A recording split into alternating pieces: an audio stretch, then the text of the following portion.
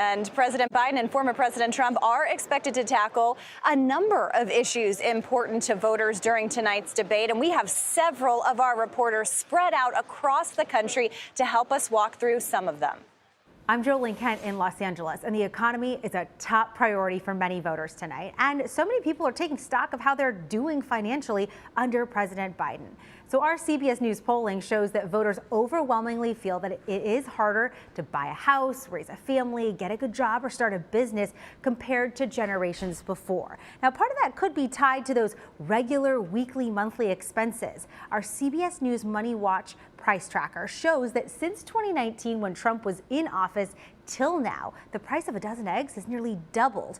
A loaf of bread costs 53% more, and gas prices have jumped 32%.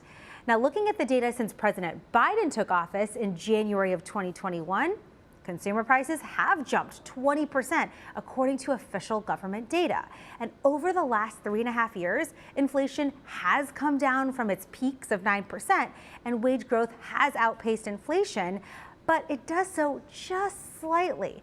And those jobs reports you've been seeing have been strong, and unemployment remains at historic lows. It was at 6.4% when Biden took office. It's now down to 4%. But interest rates remain too high for many people to get into the housing market. And there's only one rate cut projected for the rest of this year, and even that is iffy. With rents going up and the cost of homeowners insurance also on the rise, voters will be watching tonight for any relief.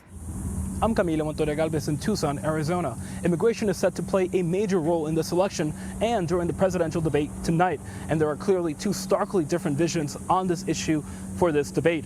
We know that former President Donald Trump has made immigration a pillar to his political career, and that has continued to be the case during this campaign cycle. He has blamed President Biden for the record number of migrants crossing the U.S.-Mexico border illegally in recent years, and has vowed a radical shift in policy if re-elected.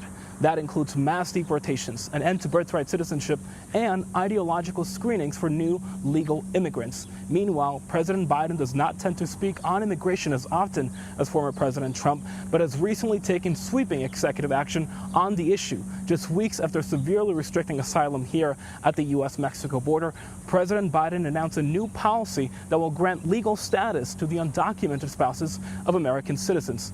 That approach, Biden officials argue, is a more balanced one than what former President Donald Trump is offering on immigration.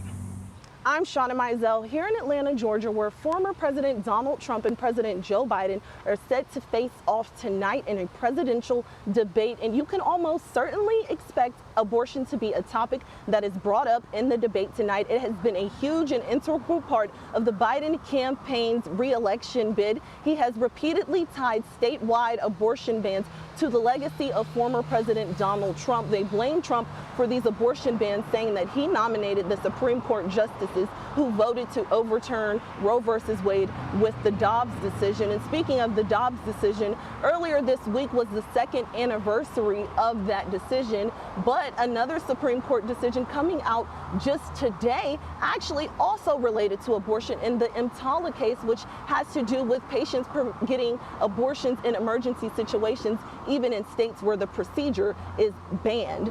So we will have to see just how this shakes out tonight, but we know that abortion was also brought up in the 2020 election between Biden and Trump.